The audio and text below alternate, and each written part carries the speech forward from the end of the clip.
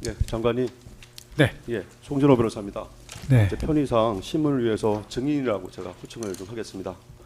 장관님에 대해서는 제가 헌법재판소에서도 증인신문을 했는데 기억나실지 모르겠습니다. 예. 그때는 제가 증인신문상을 많이 준비를 했었었는데 시간이 30분밖에 할 수 없게 되어서 제약을 했기 때문에 많은 사항을 질문을 못하고 핵심적인 내용만 좀 질문을 했는데요. 그때 당시에 질문하지 못했던 내용들 추가적으로 제가 좀 준비를 해서 질문서를 좀 작성해봤습니다. 한번 저 질문하겠습니다. 네. 1항입니다. 증인은 2024년 11월 말에 밤에 대통령인 피고인의 관저에 부름을 받아 피고인으로부터 처음으로 비상계엄에 대한 검토와 준비 지시를 받은 사실이 있습니까? 2024년 11월 말. 예. 아, 네. 제가 당시에 11월 24일 주말이었던 것 같습니다. 그때 대통령께서 찾아서 올라갔었는데 그때 올라갔을 때 대통령께서 평상시에도 굉장히 그 시국에 대해서 많은 걱정을 하시고 염려를 하셨는데 그날 말씀하시는 그 강도는 시국에 대한 걱정의 강도는 평소보다는 좀 높았던 것으로 기억합니다. 그래서 이제 거대 야당의 폐악질이 선을 넘고 있다. 뭔가 특단의 대책이 필요할 것 같다는 그런 말씀을 하신 기억이 있고요. 그러고 나서 주중에 한 2번 정도, 정확하게는 모르겠습니다. 한 2번 정도 이렇게 퇴청하시고 나서 티타임을 하면서 시국에 대한 걱정을 이어서 말씀을 하신 적이 있고요. 그러다가 12월 1일 날 주말입니다. 주말에 찾으셔서 올라갔는데 그때는 분위기가 조금 더 무거웠습니다. 그래서 한 30분 정도를 말씀하셨는데 제가 워딩은 뭐 이렇게 그 내용 자체에 대해서는 기억을 못하지만 개략적으로 기억나는 몇 가지 워딩을 제가 말씀을 드리면 일단 거대 야당의 폐악질에 대해서 쭉 말씀을 하시면서 이건 선을 넘었다 하는 워딩을 말씀을 하신 게 기억나고요. 또 참을 만큼 참았다 하는 말씀하신 것 같고 또 더 이상 이걸 방치하게 되면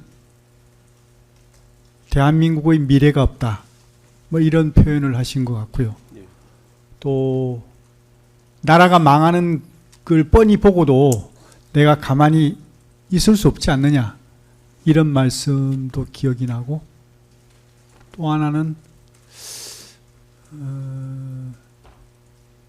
이러한 어떤 그 거대 야당의 폐악질 심각성에 대해서 국민에게 좀 제대로 알려야겠다 하는 그런 어떤 말씀이 계셨습니다. 그런 어떤 워딩으로 말씀이 계셨고 그러고 나서 이제 계엄에 필요한 것들을 좀 검토를 해줬으면 좋겠다라고 말씀하셔서 제가 미리 준비했던 3가지 대국민 담화문, 포고령 그리고 계엄 선포문 이 3가지를 초안을 준비한 걸 보고를 드린 기억이 있습니다. 예.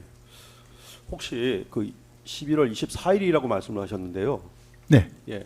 혹시 그 날짜를 이렇게 특정해서 기억하시는 이유가 있습니까? 주말에 왜냐하면은 네. 그 대통령께서는 그보다 조금 더 늦은 시기에 말씀을 하신 걸로 이렇게 기억을 하고 계시는데. 그러니까 예.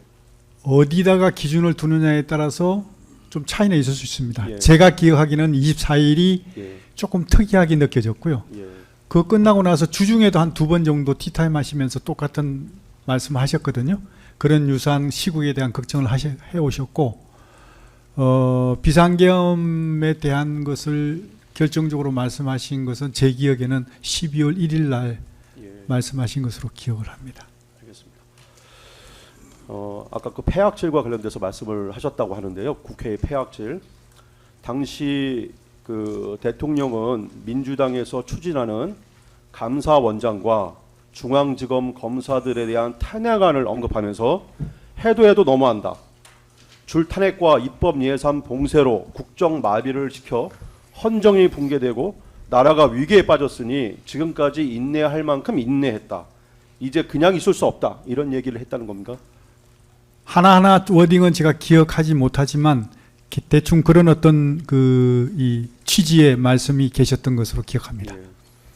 또 이어서 대통령은 저들은 헌법상 권한을 남용하여 나라를 위기에 몰아넣었지만 나는 헌법의 틀 안에서 국가 비사상태 선언인 비상계엄을 선포하여 직접 주권자인 국민을 상대로 상황의 심각성을 알리고 위기 극복을 동참을 호소해야겠다. 이런 얘기도 예, 그런 기억납니까? 말씀도 계셨습니다. 네. 증인은 과거 합참 근무를 통해 통상의 계엄이 수만 명의 병력을 투입하여 강력한 군사 행동 조치를 하는 것으로 알고 있었기에 대통령인 피고인에게 군은 얼마나 투입하고 어떤 조치를 생각하시는지 물어봤죠. 제가 예. 대통령께 제가 대통령께 여쭤보기 전에 예. 먼저 대통령께서 저한테 질문하신 것으로 전 기억합니다. 뭐라고 말씀하셨냐면 비상계엄이 되면 그게 11월 1일로 기억합니다. 날짜는 12월 2일. 12월 1일. 예. 비상계엄이 선포되면 병력이 어느 정도 투입이 되느냐, 과거 전례로 봤을 때 그렇게 물어보셔서 제가 적게는 한 2, 3만, 많게는 5, 6만 정도 투입이 됩니다. 소요가 됩니다. 라고 말씀을 드렸더니 말씀은 안 하시더라고요. 그래서 제가 좀 기다리다가 아무 말씀이 없으시고 생각에 잠겨 계시는 것 같아서 혹시 뭐 다른 생각이 있으십니까? 라고 제가 질문을 했던 기억이 있습니다. 예. 그랬더니 대통령께서 그렇게 많은 병력을 투입해서 지금까지 해왔던 그런 계엄 말고 나는 다르게 하고 싶다. 그런 어떤 취지로 말씀을 하셨습니다. 그러시면서 소수 정예화된 간부 위주의 병력만 좀 투입을 해서 질서 유지 차원으로 좀 하고 핵심은 이런 어떤 그 나라가 위기에 빠진 상황을 국민에게 알리는 게 중요하니까 거기에 초점을 맞춰서 좀 하고 싶다. 그렇게 말씀하셔서 제가 그러면 재경 지역의 병력을 보면 한 3,000에서 5,000명 정도 그 정도 규모는 가능하다 하고 말씀드렸더니 그것도 많다고 그러시더라고요.